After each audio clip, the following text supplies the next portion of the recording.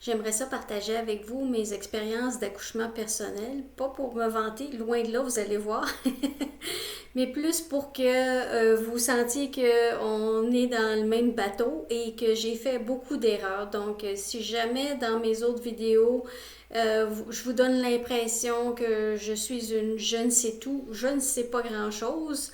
J'ai quand même une certaine expérience, c'est sûr, mais en tant que maman qui a donné naissance 4 fois, j'ai fait beaucoup d'erreurs. Donc, si ça peut vous éviter de les faire, ce serait une bonne chose. On commence. Premier bébé. Je n'étais pas patiente. À 39 semaines, oui, j'ai pris de l'huile de ricin. J'ai pris 2 doses parce que le mal de cœur m'a pogné. Et ça a juste donné des petites contractions. J'ai marché dans un mail à n'en plus finir, alors que j'étais juste à 39 semaines. Première erreur, je n'étais pas mûre. Je suis arrivée à l'hôpital un vendredi. Encore là, grosse erreur. Il y a beaucoup plus de césariennes le vendredi parce que la fin de semaine, il y en a moins. Il y a moins de personnel à la salle d'opération. C'est un fait. Ils ont monté plusieurs années en arrière. Donc, présentez-vous pas à l'hôpital le vendredi, première chose. J'ai accepté, et là, je ne blâme personne, c'est moi-même qui prenais les décisions. J'ai accepté qu'on rompt les membranes, qu'on crève les os à 1 cm. Si, il y a une autre vidéo sur crever les os que vous pouvez regarder dans la playlist. Donc, c'était pas une bonne idée. Le bébé était beaucoup trop haut. Après quelques heures, on a mis du pitocin, on a fait la péridurale qui était plus ou moins efficace. Je sentais autant mes contractions. Donc, vendredi soir, 5 heures, césarienne décidée. Et j'avais dit à mon conjoint, une césarienne, dans 15 minutes, ils vont amener le bébé et c'est fait. Et malheureusement, quand je suis arrivée sur la table d'opération, je sentais absolument tout, d'où le fait que la péridurale n'était pas bien prise, ce qui peut arriver. Ça aussi, il y a une vidéo là-dessus, et c'est pour ça que je vous encourage à, même si vous voulez la péridurale, dire pourquoi pas faire Hypnovie pour avoir un plan B si la péridurale ne fonctionne pas. Parce que j'ai des mamans que j'ai entendues qui ont eu 3 fois la péridurale et qui sentaient encore. Donc tout ça pour dire qu'ils testaient et à chaque fois j'étais bonne pour dire oui là vous me touchez, oui là vous me pincez. Et finalement ils m'ont endormi. Sauf que mon pauvre conjoint à l'autre bout, qui attendait sur une petite chaise, voyait le temps passer, 1 heure et demie, et là, il est passé par toutes les émotions, les mauvais scénarios, mon bébé est mort, ma conjointe est décédée, et c'était juste parce que, bon, il testait le niveau d'anesthésie. Personne n'est venu lui dire que, bon, tout allait bien, puis personne pensait qu'il se sentait pas bien là-dedans, puis qu'il s'imaginait des scénarios. Tout ça pour dire que j'ai eu une anesthésie générale, ce qui est très difficile. Une anesthésie générale, on arrête la personne de respirer, on met un tube dans sa gorge, donc on prend vraiment en charge le corps. Et quand on se réveille, souvent c'est un choc. Je me suis réveillée en vomissant. Je n'essaie pas de vous faire peur, je veux juste partager mon expérience. Donc, très difficile. Salle de réveil aussi, très difficile. Douleur, vomissement qui continue et tout ça. Pour finalement qu'il m'amène au bout d'1 heure. Et là, mon conjoint a eu le bébé. Le bébé était très beau. Et le diagnostic, c'était dystocie. Donc, bébé trop gros par rapport à maman. Et il pesait 7 livres et 10. Gardez ça en tête. On va y revenir. Et là, il y en a beaucoup qui, dans les commentaires, peuvent dire ben moi aussi, ça m'est arrivé, Nathalie. Donc, il me ramène à ma chambre, mais dans l'ascenseur, quand on a le ventre ouvert, des fois, il y a de l'air qui va rester dans le ventre et l'air dans le ventre peut remonter jusqu'à ce qu'on appelle le nerf phrénique, qui est sous le diaphragme, et ça remonte jusqu'aux épaules. Et moi, j'avais mal aux clavicules, comme si on m'avait cassé les clavicules. Et là, je disais, j'ai mal aux clavicules, j'ai mal aux clavicules. Et l'infirmière ou le préposé au transport qui était là ne connaissait pas ça et elle me disait t'es-tu tombé en bas de la table d'opération? Ce qui est complètement loufoque. Il aurait dit regarde, elle est tombée en bas de la table d'opération, surveille les choses. Et je serais allée en radiologie faire des radiographies, donc c'était pas logique son affaire. Et je répétais, j'ai mal au clavicule. Jusqu'à temps que j'arrive sur le département de postpartum. Du postpartum, ils disent, ben oui, tu as eu une césarienne, c'est normal, tu as mal au clavicule. On va juste élever tes pieds et la douleur va partir. Et effectivement, la douleur est partie. Donc là, on a une plaie au niveau abdominal. On a un bébé et on a une maman qui n'a jamais eu de bébé. Donc, très difficile l'allaitement. Bébé pousse dans la plaie. Je sentais que j'avais pas beaucoup de support non plus. Donc, j'ai abandonné l'allaitement au bout du jour 2. Donc, vous voyez, je suis loin d'être parfaite. Et quand je suis arrivée à la maison, la première infirmière qui est rentrée dans ma chambre, elle m'a dit, ben là, tu as une césarienne, tu vas avoir d'autres césariennes, césarienne un jour, césarienne toujours, vous allez l'entendre souvent celle-là. Tu peux en avoir jusqu'à 4, après ça, ta famille est finie. Tu sais, vraiment... et j'étais démolie, honnêtement. J'ai eu des crampes aussi, un tube rectal qui donne absolument rien, c'est un tuyau pour sortir l'air du... Et quand ma soeur m'a appelée, elle m'a dit comment ça va, j'ai dit j'ai un tube dans le cul et je pleurais postpartum. Donc j'ai abandonné l'allaitement, je suis arrivée à la maison et là j'ai recommencé l'allaitement. J'ai dit là je suis chez moi, j'ai le contrôle, j'ai pas toutes sortes de conseils qui se contredisent, je suis moins overwhelmed, je suis moins stressée et j'ai allaité pendant 8 mois mon bébé. La première semaine d'allaitement, honnêtement, elle est difficile. Il y a d'autres vidéos où je vous parle d'allaitement et tout ça, et les trucs pour passer la première semaine. Et demander du support aussi. La Ligue La Leche, les CLSC, ils ont des groupes d'allaitement. Vous pouvez avoir une marraine d'allaitement qui a souvent vécu la même chose que vous. Donc, si vous avez des jumeaux, elle a eu des jumeaux. Si vous avez une césarienne, elle a eu une césarienne. Donc, ça, c'est un petit aparté.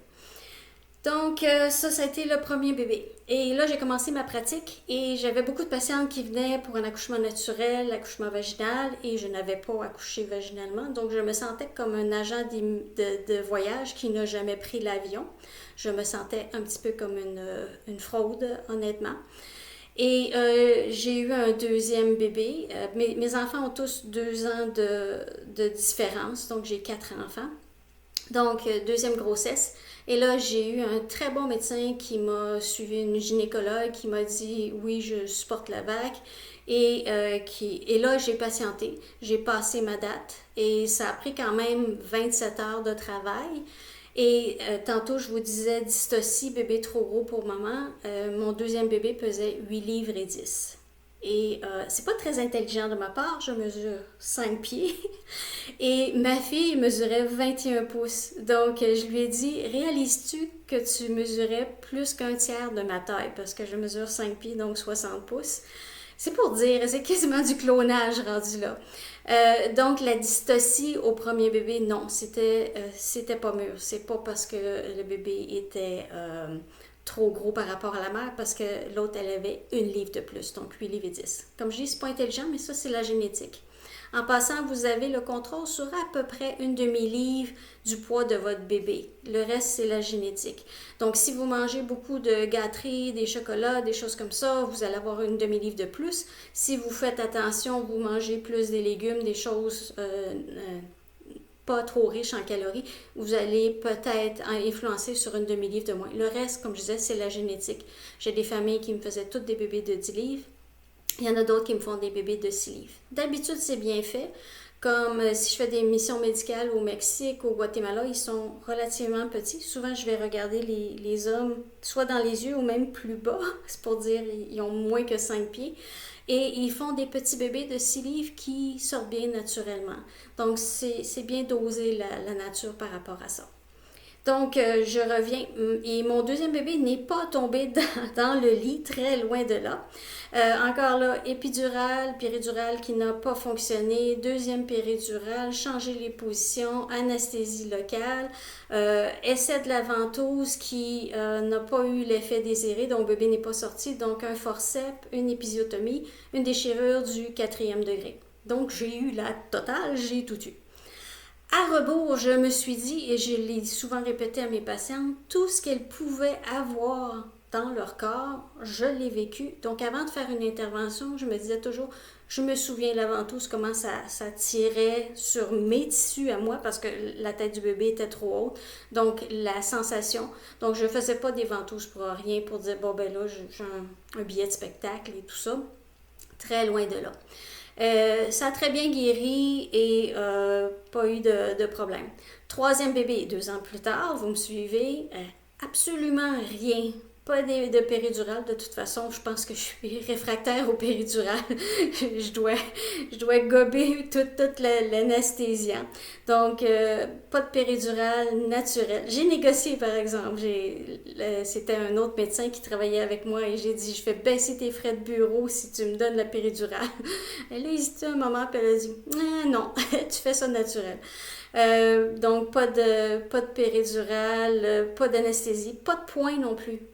Malgré, si vous m'avez suivi, 4e degré au deuxième bébé et pas de point. Encore là, bébé de 8 livres et 6, donc la génétique. Ensuite, 2 ans plus tard, une fausse couche à la 10e ou 11e semaine. Ça a duré 3 semaines de saignement. J'avais tous mes collègues gynécologues qui me disaient, Nathalie, n'importe quand, si tu veux un curetage, je suis là, on rentre, on fait ça. Ça a fini par passer naturel, mais ça a été relativement long. Et après ça, 4e bébé, encore là, accouchement naturel, aucune intervention.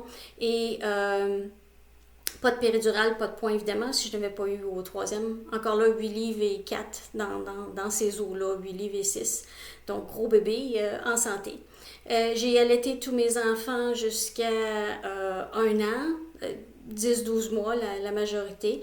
Ça prend, et là je vais vous en reparler, regardez les autres vidéos sur l'allaitement, ça prend un bon support si vous retournez travailler. Je suis retournée travailler rapidement parce que j'aime mon travail, honnêtement, pas parce que j'avais besoin.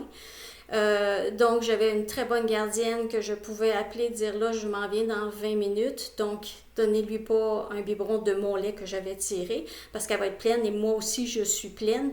Donc elle prenait une marche avec le bébé et bébé dans le pouce-pouce, bébé était bien calme, il m'attendait et là on était très efficace. Donc synchroniser et tirer son lait durant le travail, se donner des pauses là, pour ça. Ça a très bien fonctionné. Les enfants n'ont pas pris de lait de formule. Donc, je vous ai partagé tout ça, comme je vous dis, pas pour vous dire Nathalie, elle connaît tout ça, elle paraît un petit peu trop bonne dans ses affaires, puis c'est sa façon ou rien. J'ai fait plein d'erreurs, comme surtout au premier bébé, de vouloir pousser. Et les 3 autres sont arrivés à 40 semaines et 3 à 5 jours, parce que c'est comme ça, c'est là qu'ils mûrissent. J'ai pas des cycles longs, j'ai des cycles de 28 jours, je sens mes ovulations jour 14, mais ça leur prenait ça. Mes enfants étaient attachés à moi, on va dire ça comme ça. Donc, j'espère que ça vous aide, que j'ai partagé ça. Partagez dans les commentaires vos expériences, ce que vous feriez différemment, s'il y a des choses que vous vous dites, ben ça, c'est moi qui l'ai fait, ou si vous trouvez que c'est plus le personnel qui vous a guidé ou fait les choses à votre place. À la prochaine capsule.